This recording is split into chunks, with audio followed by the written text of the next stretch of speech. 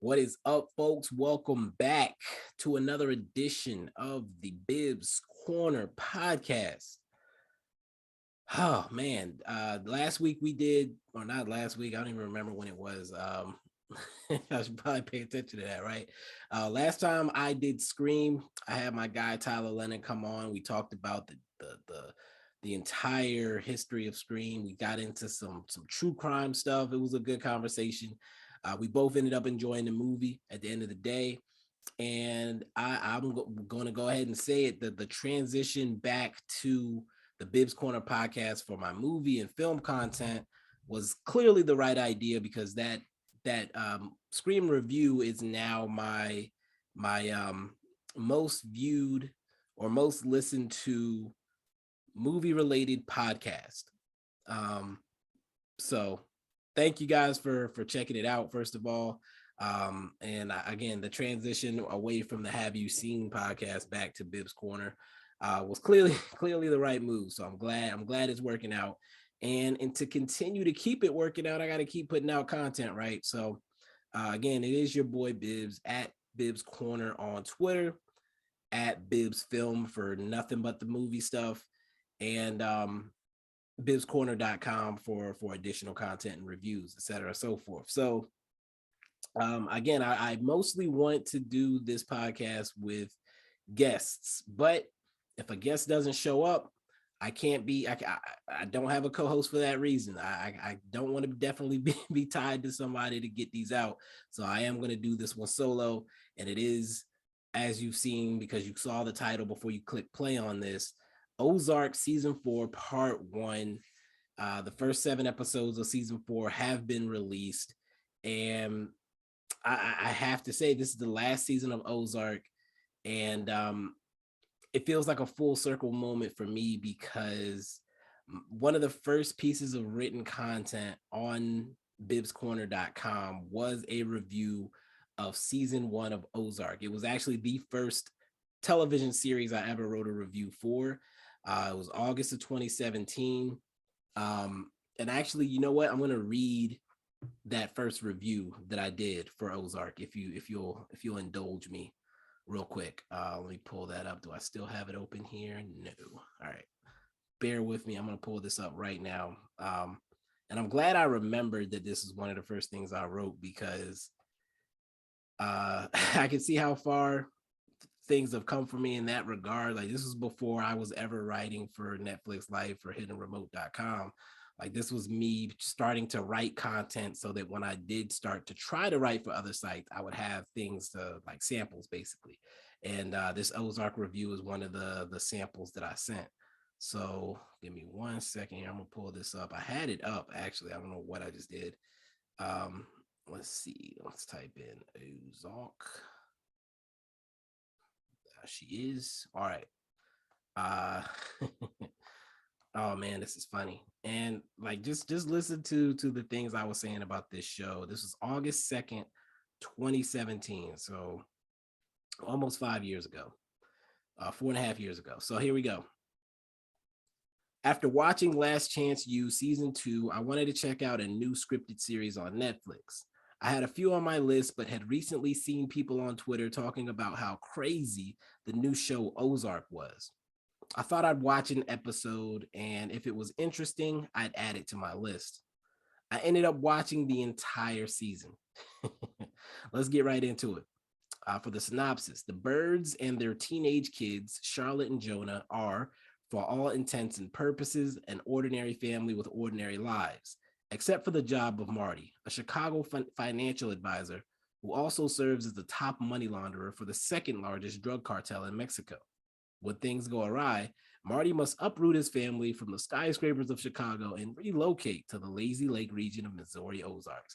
And that synopsis is actually straight from Netflix. And again, I'm doing this because it's fun to look back. Now that we're in the final season, it's fun to look back at where we started. So then one thing that I do, or I've done in the past, is I like to do a quick elevator review. If someone were to ask you about a show, what's the first thing you would say, like in a real quick sound bite, to tell them what it's about and to help them decide if they want to tap in. So elevator review, Ozark is like Breaking Bad if the pace was tripled, and I think I'm being modest. There is not a single wasted episode in the series. Bad decisions have almost instantaneous consequences. As soon as you think you know where things are going, you're hit with another surprise. On top of this, the performances by everyone in the cast are gripping. You'll want to talk about this show with people. And again, I'm putting in parentheses that might be why I'm writing this review, because again, it was that intense of an experience that like I had to talk about it. I had to get something out about it, and we'll get to it in a second. But next section, I went to the acting. While a great or interesting story can sometimes make up for average or bad acting, if you can get both right, you will be looking at awards to go along with your longevity. Remember that line. Ozark has both great acting and a great story. And then I go into Marty Byrde. While I have a hard time taking Jason Bateman seriously because of the roles I'm used to seeing him in, he does the goofy guy in serious situations well. It worked in The Gift, and it works here. He's not a hardened or sophisticated criminal in any way. He's a father, a husband, and a wizard with finances who got too comfortable working for killers and is now in a race to keep himself and his family alive. He balances the family drama and the life and death drama with the calmness of someone whose mind is always working through solutions. He is great on his toes, but not once did I think, how did he think of that out of nowhere? Because usually, in shows, a person will pull something out of their cheeks and you have to question it. Like, really, like nobody would have thought of that. But I'd never think that with Marty Byrde. His conclusions are logical. You can feel him working through things without having to see it acted out. And I have no idea if that line makes sense. That's what I wrote in my review. The thing I like most about his character is that despite his great mind, he still makes mistakes, and it is the people around him that sometimes step in to bail him out, in several instances without him even realizing it. You have the feeling that his lucky streak will come to an end at any moment, and despite several twists and turns, I still feel it after the season has come to an end. Again, that was my thoughts on Marty Byrde after season one. And there were two other people I mentioned. I won't talk about the third one, but I will read through my Julia Gardner first impressions, because I had seen her in something, but like it was like a movie where there was like an ensemble cast, and she didn't really stand out in that, but she stood out in this as Ruth Langmore. Julia does not have any serious awards or nominations at this point, but she may get one for her performance in this series. The 23-year-old actress plays a sophisticated redneck criminal who is both psychotic and loving at the same time. You get the feeling she wears a tough exterior as a survival tactic, since she's the only girl in the family that we see, but she is also intelligent and calculating. Throughout the series, I don't know whether to love her or hate her as she dances back and forth between plotting with and plotting against Marty Byrde. By the end of the first season, I can't say for sure where she stands, and it will be fun to watch it play out. Man, again, like reading through that after watching this first part of season 4 is like, oh man, it's crazy. To like look back at where we started once again. Then I went into the pace. As I mentioned, the show is nonstop drama. The beauty is that it's not all centered around the money laundering, but also focuses on the family aspect. The kids themselves have individual situations they're navigating. The side characters are navigating their own situations, and Marty is dealing with family problems on top of trying to stay alive. It creates a great balance that allows you to care about everything that is going on without leaving you overwhelmed by any of it. While overdoing it in the first season can doom shows, I don't feel that will be the case here. Characters come and go swiftly, and it's easy to see there being a continual flow of new players entering the mix. Again, 4 seasons later, all of that seems to be true. Overall, I really don't want to say too much because I feel like I'm drifting into spoiler territory with every sentence, but I'm really excited about the future of the show. It came out of nowhere, but that really is the beauty of Netflix. The show combines the best elements of Breaking Bad and Fargo, and will no doubt be the family/crime drama to fill the void left by Bloodline. And I don't even know if anybody's ever talked about Bloodline since it ended. So I liked Bloodline, but I don't know if anybody else did. If you are on the fence about it, go check it out now. I'm rating this show this show is awesome on the Biv scale. And I can't believe I had a grading scale that was so goofy, but whatever. If you hate it, feel free to tell me about myself on your preferred social media platform. Also, if I have not convinced you, the teaser is below. And my bib scale, man, this show is awesome, was actually the highest rating. The lowest rating, if you're curious, was complete garbage. Let's see. Yeah, I've dialed it back on my rating scale. I have a 1 through 5, and I do have little words that I put beside them, but I don't lean into them like I did when I was trying to do something in the early days. It's funny again to look back, but again, that was from my impressions after the first season of Ozark. And again, it was fun reading back over that original review because 4.5 years later, they did indeed keep that same energy, and the performances have remained amazing. To date, the show has 32 Emmy nominations and 3 wins, 2 of them by Julia Garner as Ruth in Best Supporting Actress, and one for Jason Bateman as a director. So again, your boy called it. I'm just saying. And there is no doubt in my mind that the Swan Song will earn them even more Emmy nominations at the very least, if not wins.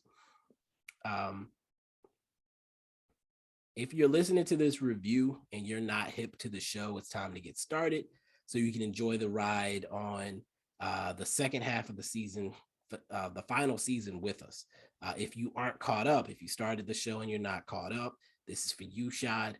Now is definitely the time to get caught up. Again, you have plenty of time before we check out the last half of the 4th season here. So plenty of time for you to catch up, get your binge on. It is definitely the type of show you can knock out in a weekend or two. So definitely get into that. And with that, let's get into the spoiler section here. I don't think I have ads active right now, so you ain't got to worry about that.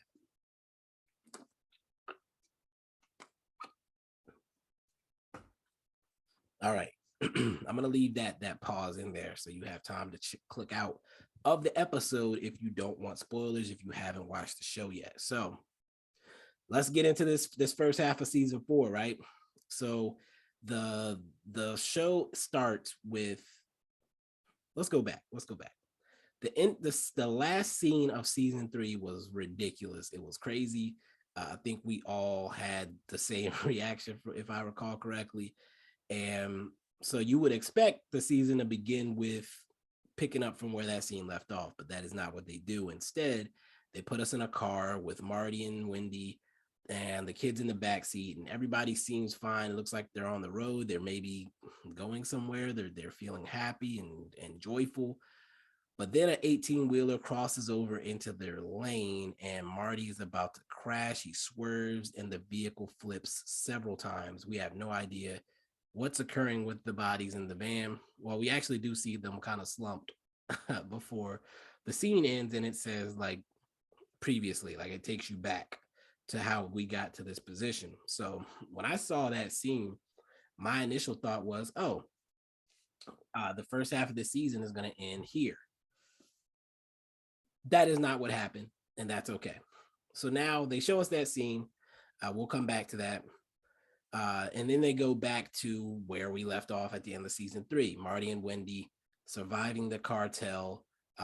They show them getting cleaned up after Helen Pierce was splattered all over their faces. Pretty rough scene, the cleanup. But then they're given fresh clothes and they come out to a party at Omar Navarro's. Again, remember they're in Mexico at this point. Omar tells them, you guys are heroes. And they're introduced to a few people, including Omar's nephew, who they find out is making a play for becoming the man, like trying to get more involved in the business. And Omar wants out of the cartel. He wants FBI protection, all that good stuff. And he wants them to use their FBI Connect to make that happen. When they get back to the Ozarks, Ruth is out. She ends up working with Darlene because she wants to be close to Wyatt. Jonah is also done with his family. And he, long story short, ends up working with Ruth as her launderer. The nephew, Javi, is smart. He's college educated. Um, and he's also ruthless, which we learned very quickly. So he seems more dangerous than Omar, even though he's supposed to be clean cut and cool. Um, Javi wants Marty and Wendy to take care of Darlene early on in the first half of the season. He makes it clear, and we know Marty's not a cold-blooded killer like that. So he's trying to, we can't just do that. She has the sheriff in her pocket. It's gonna be a little tricky, blah blah blah. Marty Bird style, right? But Javi's not patient either. So let me tie all the ends together because there's a lot of moving parts. So Darlene Snell, the crazy lady who killed a lot of people, and she kills without warning. That continues in this season. Frank Jr., you'll recall, she shot his junk off, but we learn early on that he's not going to kill her.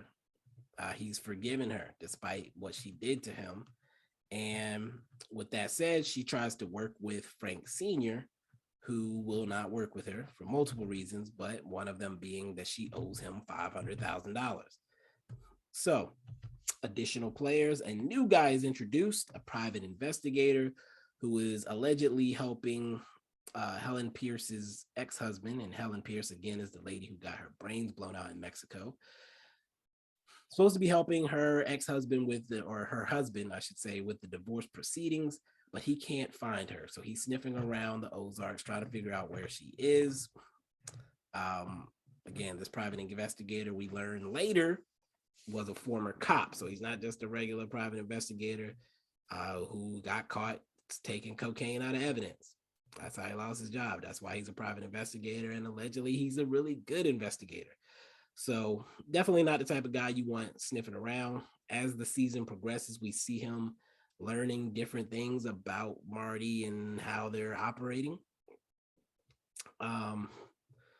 He puts pressure on both Marty, and then he goes to the sheriff and tells him, I need you to help me. Like, I don't care where she is. I just need a signature. I don't care who did what. A body works too, he tells Marty at one point. So we know that that's not possible because the body is in another country, but that's neither here nor there. He breaks into Helen's house. He finds a video of Jonah holding a gun on her.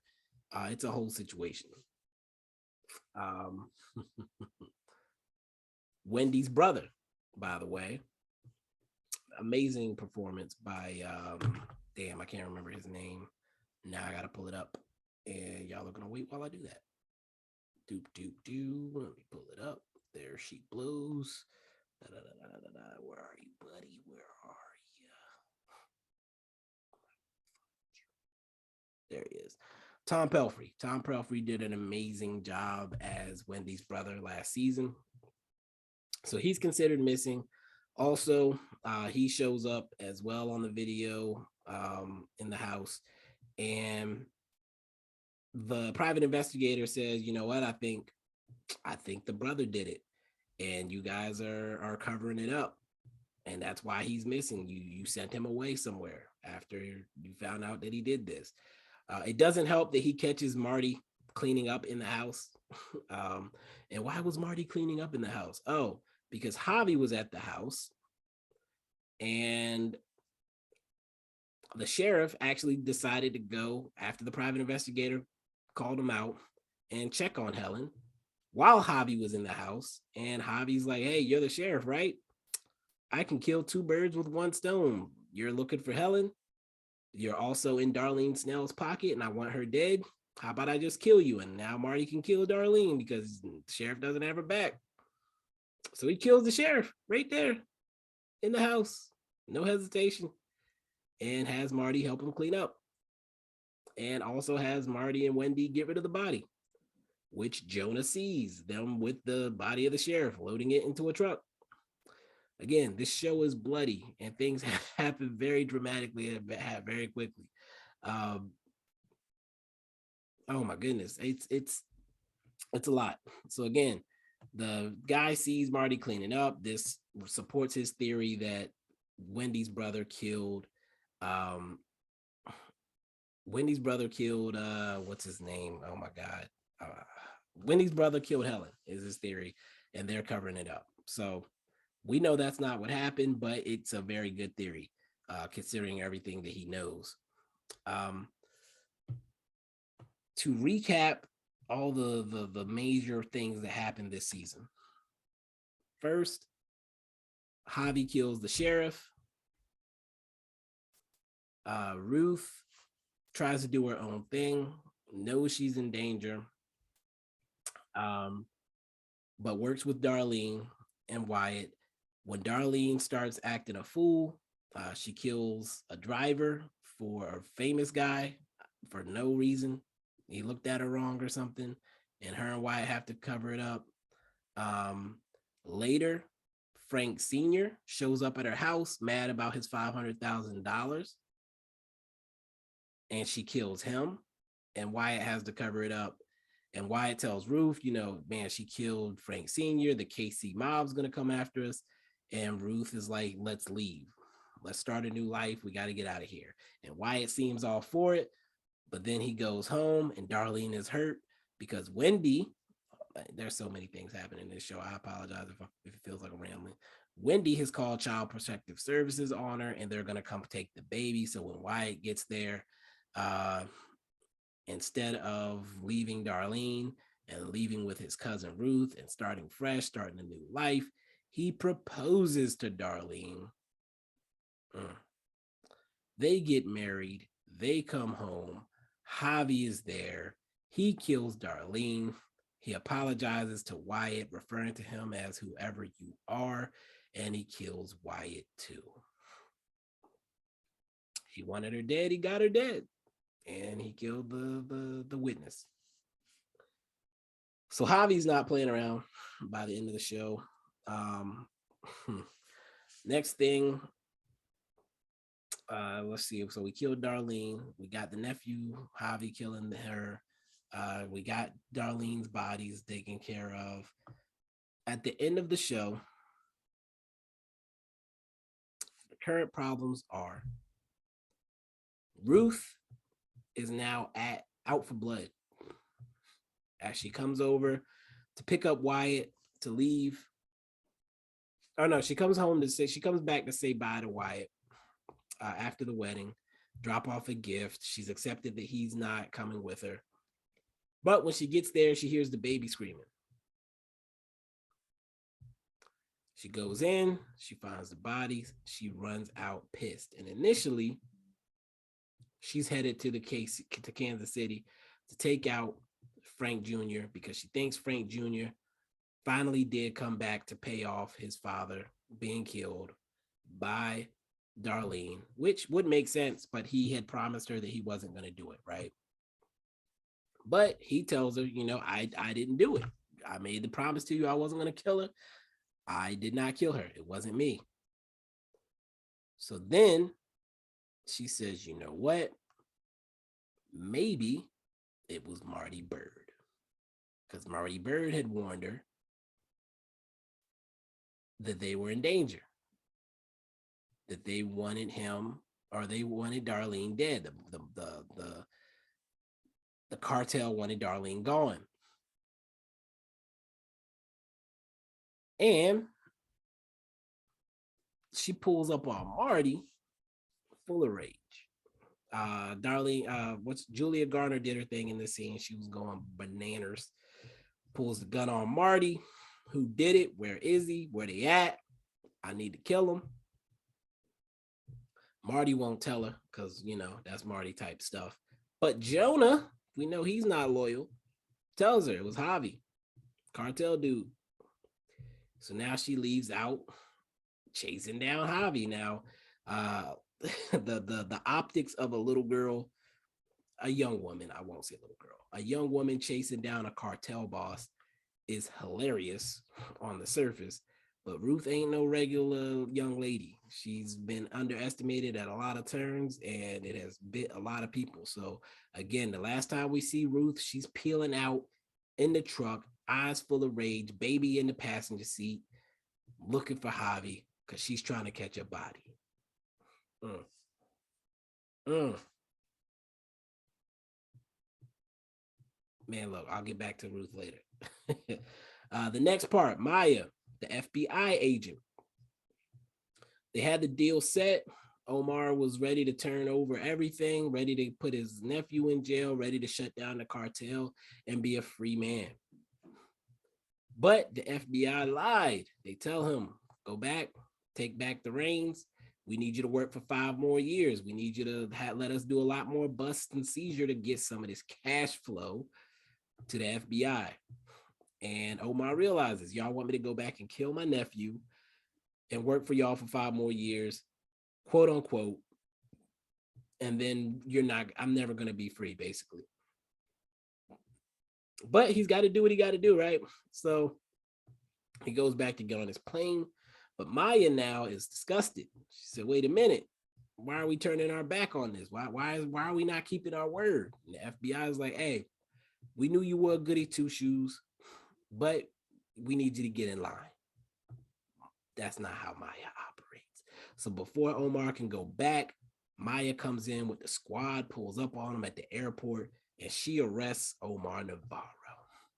So now Omar is even more pissed because he didn't want to go to jail. That was the whole point of his deal. I don't want to go to jail. But Maya now has him in jail. This causes even more problems. The new sheriff. Now, remember, the sheriff was killed by Javi. New sheriff comes over from another county. She's actually on her job. She's putting some things together. She seems to be very suspicious of the birds, rightfully so. That's a new issue. So again, we got Ruth out for Javi's blood. We got Maya. Ain't no telling what she's about to do. She already got Omar arrested. And we got the new sheriff who's already chasing down the birds and putting some stuff together. Jonah is a op. Let me say that again. Jonah is a op. He can't be trusted. Ain't no telling what he's going to tell or do at this point. He is not happy with his family, and he's acting out. And it's funny because on Twitter, I asked who had caught up on Ozark, and, I expected to get certain types of responses. Multiple people DM'd me talking about how much they want Jonah to die. Multiple people DM'd me to tell me how much they want the young man, the young King Jonah, to die. The child prodigy, the 14-year-old money launderer. They want him gone. They want him in the dirt.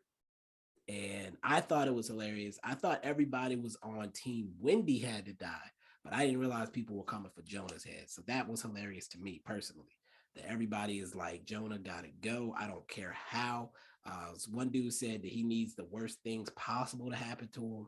Like, it was crazy. They basically wanted my boy in slavery for the cartel. Like, they want him tied up, crunching numbers, et cetera, and so forth. So Jonah is a problem at this point in the show. What else do we have? Marty came close to being taken out by Javi, so we know Javi is a problem. What else do we have? The private investigator. Again, I mentioned him earlier. He's kind of starting to put things together, so he's a problem. And then finally, Wendy is ruthless. Wendy tried to get Jonah locked up, quote unquote, to save him, because there's no way he'll do time. She has a lot of stuff going on in the political realm. She's trying to open these rehab clinics, and she's working with politicians. I personally don't care for that part of the show. I don't care about that. It does establish her ambitions and her ability to operate like a politician, though. So I do like that part of it. But she scares me. She legitimately scares me. Like the scene with her and Darlene, where Darlene has the heart attack, is terrifying to me. And the fact that she scares Darlene, who killed a cartel guy, cold blood, who killed her husband, um, who killed a mob boss, is still scared of Wendy Bird. That tells you everything you need to know. That tells you everything you need to know. Wendy is not to be trifled with, and I'm scared of her. And who knows what she's capable of at this point. Now, let's get into theories. Uh, as far as my personal theories about what's going to happen the rest of the show, the scene with the kids in the tomb, where they're talking about, what's going to happen to us if mom and dad go away, and they basically talk about sticking together. Um, there's been a couple of other scenes because Wendy had her brother killed, of course, where Jonah and his sister are talking about um, like he's basically like, would you do that to me, et cetera, and so forth. So the idea of them as being the last two standing has been put out there. So it would not surprise me if at the end of this show they're on their own. It's them two. Charlotte. I couldn't think of the girl's name. Charlotte. So Charlotte and Jonah have talked about it. They've decided that they'll stick together no matter what. So I do think there's a possibility that at the end of the show they're the last two standing. Would not surprise me at all. Additionally, I can't have Ruth dying. Ruth can't die. Ruth can't die. Like, she's been through so much. If she dies, it's gonna suck. It's gonna really, really suck. I don't think they can kill her. With that said, at the end of the show, I need her on an island somewhere. Is what I wrote in my notes. I need Ruth on an island somewhere. I hope I don't know if she's gonna find Javi. If she does, I hope her trigger finger is quick. Because we know Javi doesn't play games, so I'm a little worried about both of them in that scenario. Um, the car accident, I don't know if that was something intentionally done, like the 18-wheeler being in their lane just kind of felt a little too perfect of a scenario for them to end up flipping their car. Where were they on their way to? Was there something in the vehicle that's going to be discovered? Are the parents going to go to jail? Are the kids going to claim innocence? I don't know, but I'm curious where how close to the end that car scene happens. So that's going to be lingering in my brain for the time being. What else do we have? My personal need for the end of the show, I need Wendy gone. I don't care if she's locked up or dead. I can't have Wendy standing at the end of the show. That's going to disgust me to no end. I need Wendy to go. Like the guys in my DMs that want Jonah to have an ill fate, Wendy is at the top of my list to face consequences. Marty can go too. Marty got to go too. I don't want him to win either. So the parents got to go. I think that's probably why I like my theory about the kids surviving. Of course, they've had their share of issues, but I would love for them to get out. The kids and Ruth, I need them to get out. I need them to get out. But the way this show has gone, who knows what's going to happen at the end. That's the beauty of the show. You don't know what's going to happen. And Marty has survived a lot of things he should not have survived already. It would not surprise me to see him go out in their last episodes. They have nothing to lose. I'm sure there's going to be a lot of bloodshed down the stretch of the show. The show has managed to be riveting throughout all three and a half seasons. Never had a dull moment, never had a dull episode, so fast paced. I'm definitely looking forward to a strong finish from Ozark. It's been one of my favorite shows. If they finish this strong, if they pull this off, it might have to go in that top 5 realm for me as far as shows and entertainment value, because it's one thing to have a good start, but if a lot of shows kill that finish, they destroy it with the finish. The finish ruins everything. I don't feel like Ozark can do that. There's a few ways they can do it. I should say that. I shouldn't say I don't feel like they can do it. There are a few ways they can have a terrible ending. But with what they've given us so far, it's hard for me to believe that they'll do that. I do feel like they'll end on a very dramatic moment potentially, which could be a good thing, could leave with us feeling unfulfilled. But the writers have been smart so far. I'm going to put my faith in them that they're going to pull this off and not give us necessarily a perfect ending, but give us an ending that we can accept. And that's it for now, folks. Ozark, that's the show. I love it. I've loved it the entire time. They've had a lot of good performances, a lot of good drama. I'm looking forward to these last few episodes. But until next time, peace.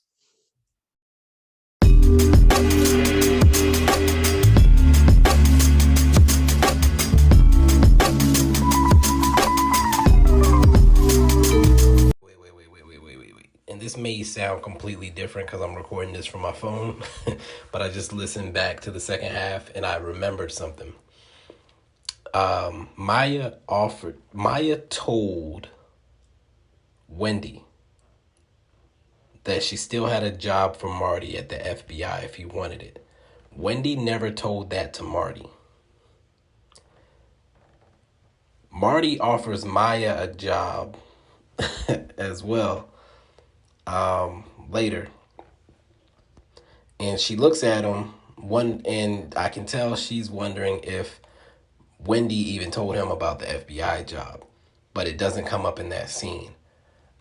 The only other outcome one of the outcomes I can see for Marty is what I'll say, is that he ends up working for the FBI. And maybe we see him working with the FBI at the end of the show. Another scenario is him as an old man getting out of jail at the end of the show or something like that. And then like telling this is my story or some type of thing, something like that. But yeah, I forgot. I would definitely wanted to make sure I mentioned that Marty FBI job potential.